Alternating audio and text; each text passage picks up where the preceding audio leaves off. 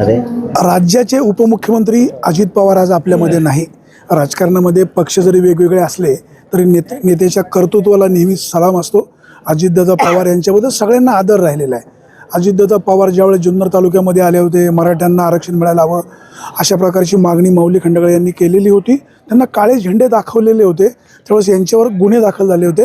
आज अजितदादा पवार आपल्यामध्ये नाही. घटना अतिशय दुर्दैवी आहे.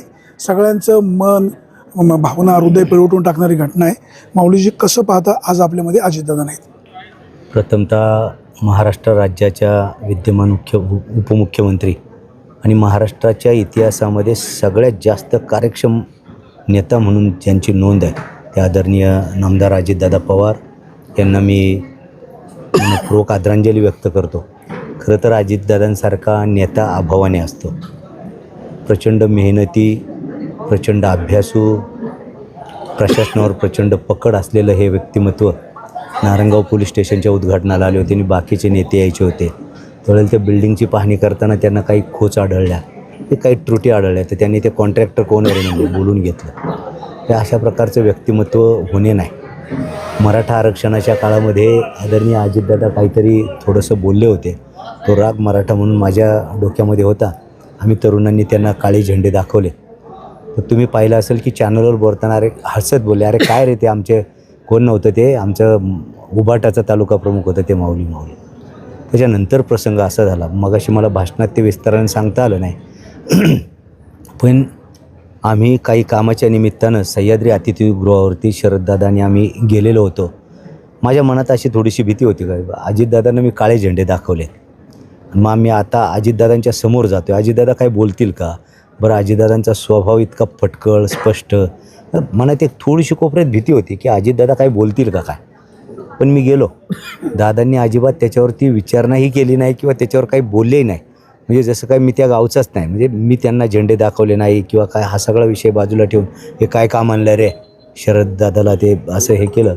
मग आम्ही कामाच्या संदर्भाने चर्चा केल्या आणि उठून आलो. म्हणजे मला माझ्या आयुष्यात अजितदादांनी एकदाच खूप जवळ होतं, मी जवळ गेलो. म्हणजे ते कारण त्याला असं होतं, जिल्हा परिषदेमध्ये आमचं ट्रेनिंग यशदाला होतं आणि तिथलं ट्रेनिंग संपल्यानंतर मला बोलायला दिलं होतं.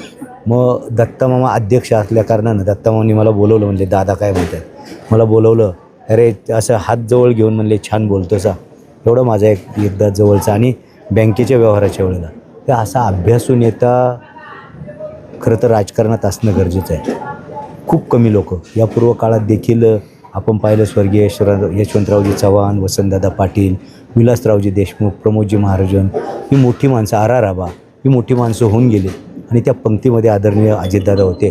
खरं तर आपलं सगळ्यांचं दुर्दैव असं आहे की असा इतका चिकाटीचा माणूस, इतका अभ्यासू माणूस, विशेषत्वानं दादांचा अभ्यास जो होता गावगाड्यातला, ग्रामीण जनतेतला आणि गरीब शेतकऱ्यांच्या प्रती त्यांचा अभ्यास प्रचंड होता.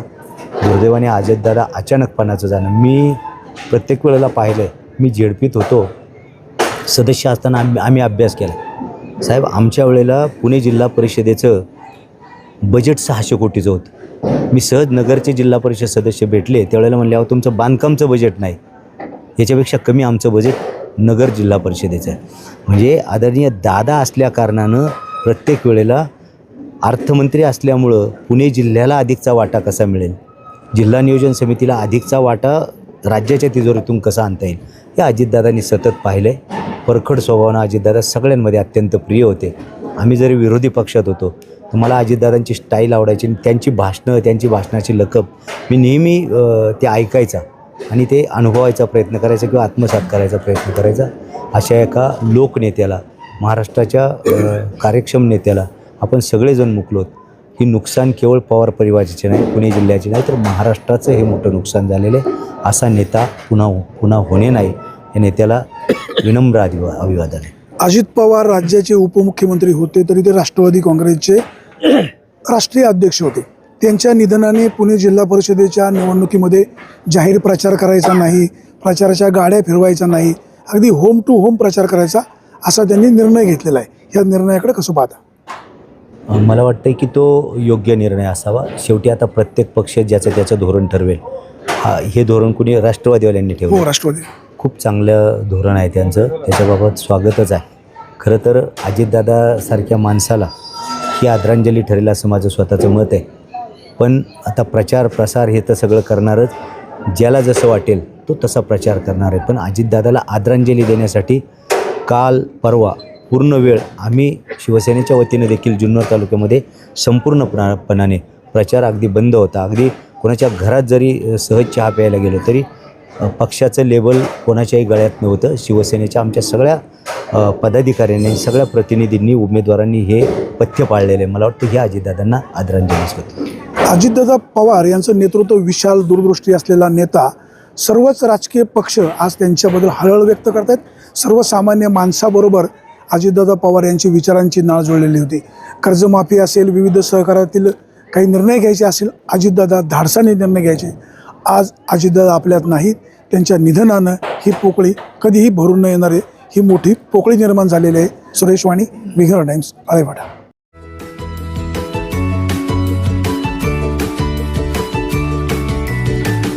बातम्या शेतीच्या, बातम्या मातीच्या, बातम्या अन्यायाच्या, गुन्हेगारीच्या,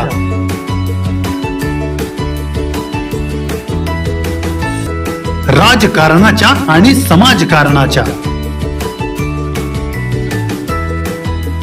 शोषणाविरुद्ध बुलंद आवाज, जनसामान्यांच्या हुंकाराची गाज, सत्कार्याला प्रोत्साहन, दुष्कृत्याला अनुशासन, निर्भीड, निस्पृह, सडेतोड, बेधडक आणि रोखटोक म्हणजेच विघ्नहर टाइम्स. शोध बातमीचा, ध्यास सत्याचा. आपलं चॅनल, आपली बातमी. सबस्क्राईब तर कराच, पण बेल आयकॉनवर क्लिक करायलाही विसरू नका.